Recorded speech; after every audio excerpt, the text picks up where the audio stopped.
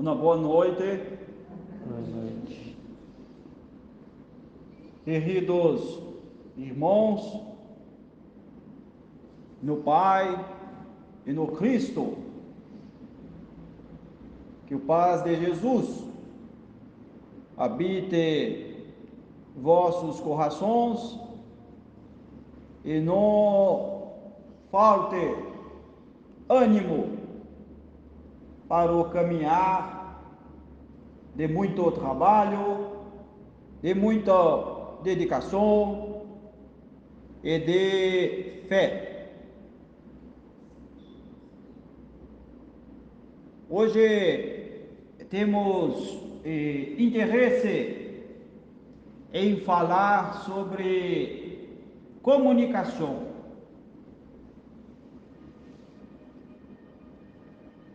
Existem várias formas diferentes dos seres, criaturas do Pai, se comunicarem. E a comunicação é uma habilidade que toda forma de vida possui, sem exceção. E por que existe essa habilidade? E por que todos o têm? Porque é necessário para o progresso. E progresso nos leva a pensar sobre algo que é crescente, que não estagna. Para progredir é necessário se comunicar. Dado essa premissa importante, para começo de lição dessa noite, eu quero citar um grande alma que passou e faz parte dos nossos corações há pouco mais de 2000 anos e meio. Seu nome era Sócrates. Sócrates, à época, já era um espírito bastante evoluído. E mesmo assim, por muito amor ao progresso, ele se fez material em local adequado para tal, para poder criar alicerce e fundamento para o que viria a ser depois grandes áreas de conhecimento. E assim como outros sábios, Sócrates não escreveu livros, não registrou seus ensinamentos, mas ele se comunicava todos os dias. Ele falava com muitas pessoas todos os dias. E por que ele o fazia? Será que é porque Sócrates era o espírito vaidoso que queria mostrar para o seu entorno que ele era sabido? Óbvio que não, porque o espírito de seu patamar é impensável que teria essa ambição. Ele também, ou será que ele o faria para se distrair numa época de mais vagaroso movimento no dia a dia? Não havia tanta tecnologia como hoje. Será que Sócrates pensava, hoje eu estou entediado, portanto vou até os praças para me distrair conversando? Por óbvio que não. Mas o que o motivava a dar tudo de si, inclusive sua vida física, para poder comunicar com o seu entorno? Ele tinha uma ambição, que era dividir o máximo daquilo que ele já tinha conquistado. Por, dentre outras razões, saber que aquilo que ele conquistou o levou a um lugar de saúde e felicidade. Então, para que guardar com ele? E por que não dar também de graça aquilo que de graça recebeu, conforme a orientação de Cristo Jesus? Esse grande alma é um dos tantos que estiveram conosco, aqui na terra, para trabalhar na evangelização, lembrando que o evangelho não é religião, o evangelho é um caminho para se chegar a um lugar bom, é um conjunto de práticas, é como um método para alcançar a felicidade através do amor. Se nós lembrarmos de Jesus não só se comunicou muito, mas Jesus deixou muito claro um mapa e uma sequência de atividades para todos os que com ele começaram o trabalho e com ele realizam o trabalho. Se nós analisarmos quantos apóstolos houve no cristianismo de antigamente, não foram 12, foram mais de 500, foram mais de 1000. Todos aqueles que deram sequência na expansão do conceito do Cristo são apóstolos de sua obra. E muitos deles hoje sequer sabemos nomes registrados por história humana, o que não faz diferença, porque aquele que trabalha para o Cristo prefere o anonimato.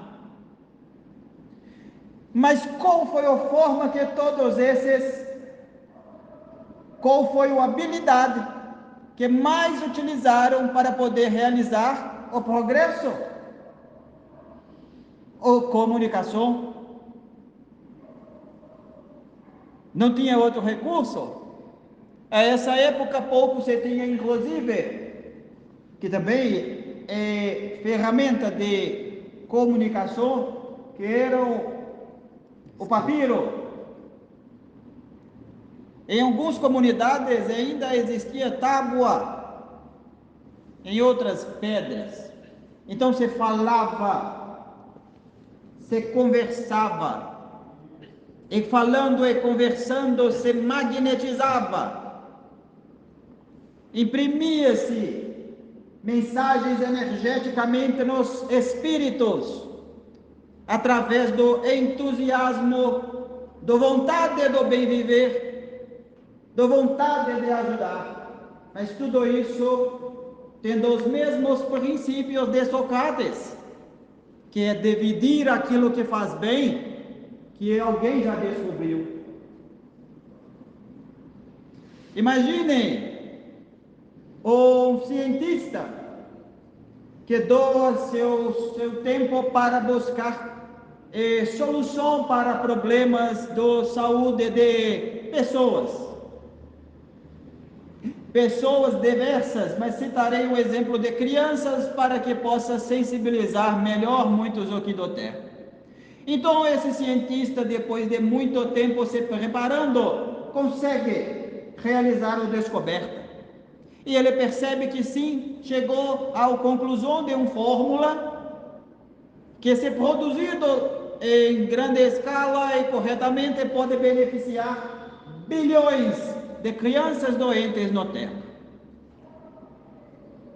faria algum sentido para alguém que está caminhando pelo Evangelho não dividir essa descoberta?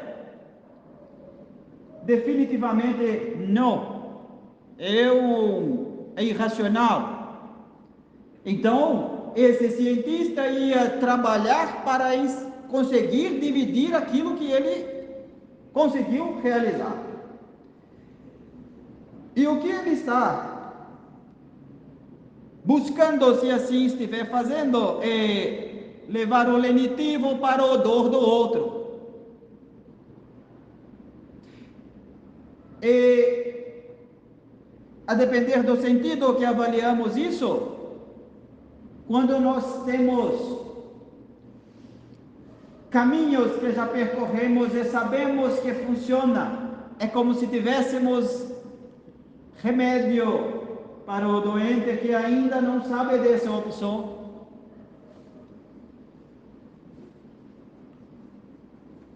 O espírita, ele, no sentido figurado, é privilegiado. Sabem por quê? Porque ele tem acesso a um conjunto de informações que outros, por ainda não estarem totalmente abertos, não têm. É falso afirmar que todos os caminhos levarão para o mesmo lugar.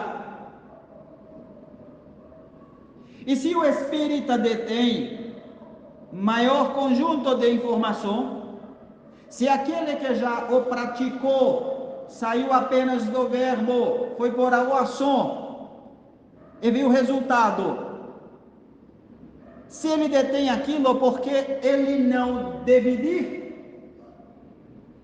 eu posso sugerir motivos. Um deles é porque tem vergonha de ser rotulado, vergonha de ser julgado, vergonha de ser chamado de pregador,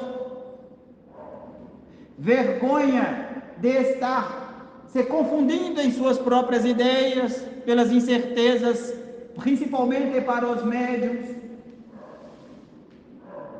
Mas imaginem vocês, se aos tempos da expansão primeira do Evangelho, todos aqueles, eu falei 500 ou mais de 1000, mas podemos afirmar que são milhares, se tivessem tido limitações como essas que eu acabei de citar, onde nós estaríamos agora?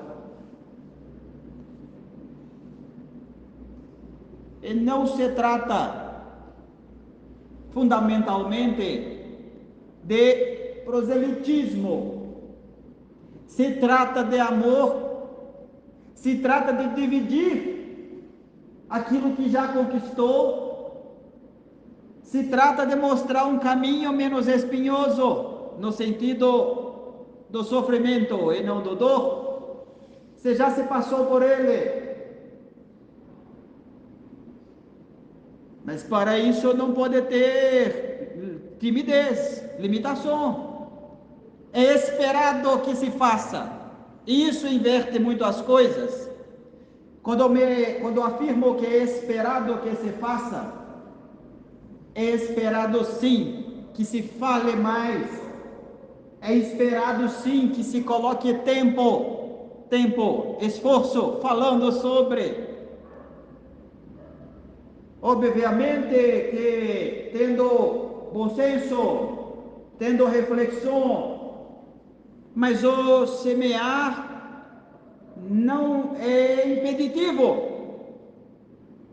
Às vezes é como se desse uma ferramenta para uma pessoa que naquele momento ele não precisa de uma ferramenta, mas ele sabe que tem. E se daqui a 20 anos, quando um ente querido desencarnar, ele vai buscar naquele caixa de ferramenta um paliativo para seu dor. Quando ele estiver passando a porta de uma casa de oração, seja qual for, ou doutrina, porque nós não queremos espíritas, nós queremos, enquanto agentes do progresso, buscamos cristãos, pessoas que sigam o caminho do Evangelho, que é roteiro para o amor. E quando este passa na frente de um caso de oração que sequer nunca entrou, ele pensa: hoje eu vou conversar com Deus. Por quê? Porque alguém me contou que é possível. Quando alguém estiver à beira de pensar em tirar sua própria vida, ele vai lembrar talvez que alguém lhe contou que há consequências, que a vida não mata. Mas se nós ficarmos tímidos, não funciona. E os médiuns, principalmente, têm um dever moral de expandir a obra. Todos os 500 ou 1000 ou milhares que eu citei eram médiuns. Que fossem os 12 mais conhecidos, todos eram médiuns. E se o médium fica de boca fechada, como que fica o resultado de seu trabalho? É claro que eu não estou dizendo apenas de falar, é muito de fazer, é muito de falar com o coração, de impregnar vibrações diferentes, ondas, com vibrações altas de amor no seu entorno a todo momento. Mas não pode haver paralisia. Fomos feitos para tal e esperamos que seja feito.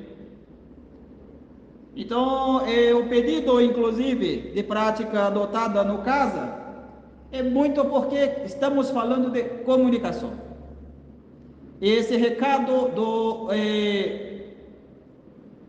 fazer mais, expandir mais, e levar mais a boa nova é para todos nós e deve ser reflexão constante.